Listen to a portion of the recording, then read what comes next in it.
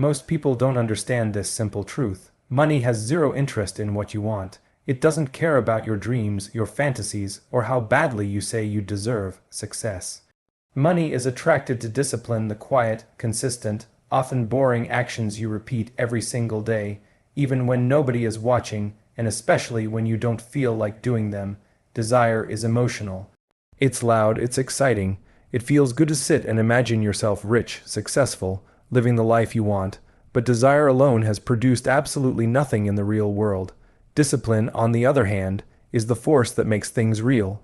It's the commitment to work when you're tired, it's choosing progress over comfort, it's sticking to the plan long after the initial motivation fades. Most beginners fail because they rely on desire. They wait for motivation before they act. They tell themselves they'll start when they feel ready. The problem is that desire is temporary, it comes in waves, and if your output depends on your mood, you'll never reach your full potential. Money flows to the people who show up whether they feel like it or not. It flows to the person who takes the uncomfortable action 100 times until it becomes a skill. It goes to the person who says, I don't care how I feel today, I'm doing what needs to be done. Discipline builds proof. It builds confidence. Every time you keep a promise to yourself, your self-belief grows. You start to trust yourself, and when you trust yourself, you become unstoppable. Most people never get there because they break their own promises daily. They say they'll wake up early, they don't. They say they'll learn a skill, they quit after a week. They say they'll build a business, they never start, not because they don't want it, but because desire without discipline dies instantly. Look at anyone who's actually made real money. They didn't win because they were the smartest or the most talented. They won because they were disciplined when everyone else got distracted. They stayed consistent when everyone else gave up. They kept going when it was boring, repetitive, and uncomfortable, and that's the difference. Desire sets the direction. Discipline gets you there. If you want money to notice you, forget about wishing for success. Show up for it every day, even when it hurts, especially when it hurts. That's when money pays attention. Most people spend their entire lives waiting for the right moment, waiting for approval from their parents, waiting for a sign from the universe, waiting to feel confident, waiting for someone to tell them, yes, now you can start. And that is why they stay stuck exactly where they are. They live in a mental prison built from hesitation, fear, and imaginary rules that don't actually exist.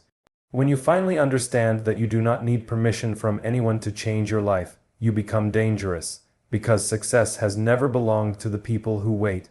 It belongs to the people who take action long before they feel ready, long before they know everything, long before anyone believes in them. The world rewards proof, not potential. You can have dreams, ideas, and intentions, but none of them mean anything until you execute. People respect what you've done, not what you plan to do. Confidence doesn't magically appear before action. It is earned through action. Every time you take a step, even a small one, you build evidence that you are someone who follows through.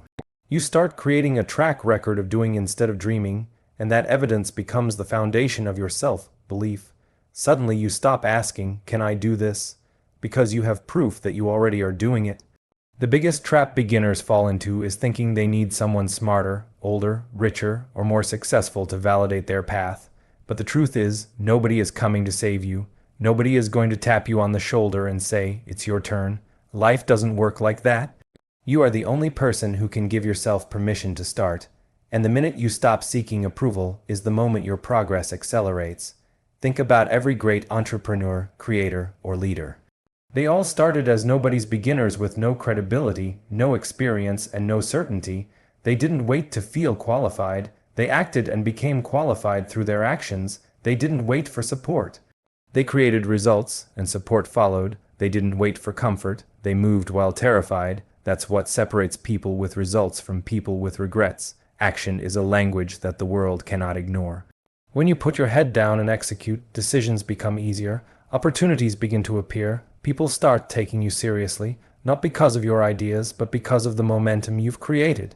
One cold email turns into 10, 10 turns into 100, suddenly you book your first client, suddenly you're building a skill, suddenly you're no longer someone who dreams, you're someone who produces. And here's the truth, most people never experience this shift because they fear judgment more than they fear failure.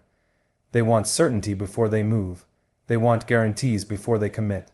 But life doesn't give guarantees.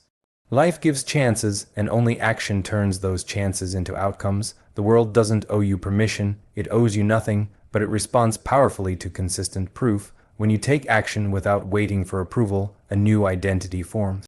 You become the kind of person who trusts themselves, the kind of person who leads instead of follows, the kind of person who creates instead of consumes. And that identity is worth more than any piece of advice, any course, any motivation. So stop waiting for the perfect moment. Stop waiting to feel confident. Stop waiting for permission from people who aren't living the life you want. Start taking messy action. Start building proof. Start moving. Because when you act boldly, the world bends in your favor not because you asked for permission, but because you earned respect through relentless execution. Your environment is shaping you every single day, whether you notice it or not. It's influencing the way you think, the choices you make, your habits, your energy, your discipline, and ultimately your future. Most people underestimate this.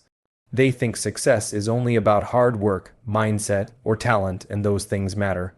But your environment is the silent force pulling the strings behind everything. You can have ambition, desire, and goals, but if you're surrounded by people and places that drain you, distract you, and hold you back, you will never reach your potential. It's like trying to sprint with weights tied to your ankles. No matter how fast you want to run, your surroundings will slow you down. Look at the people around you. What do they talk about, complain about, dream about? What do they spend their time on? If your circle is filled with people who are comfortable being average, who make excuses, who are allergic to discipline, who mock your goals or pull you back into old habits, you have to understand that their energy becomes your energy. Humans adapt. If you're around people with small ambitions, your ambitions shrink. If you're around people who waste time, you start wasting time. If you're around people who fear risk, you become hesitant. You don't even notice the shift happening. It's slow, subtle, and deadly. On the other hand, if you surround yourself with people who are striving for more, who talk about ideas instead of gossip, who push themselves daily, who aim to improve, you naturally rise. You start thinking bigger, you make better decisions, you begin to expect more from yourself, you influence each other, and growth becomes normal. You don't have to force discipline, it becomes a standard. Being around winners makes you hate mediocrity. It makes you uncomfortable being average. It builds a fire inside you that laziness can't survive in. But the environment isn't just about people, it's also about your physical space.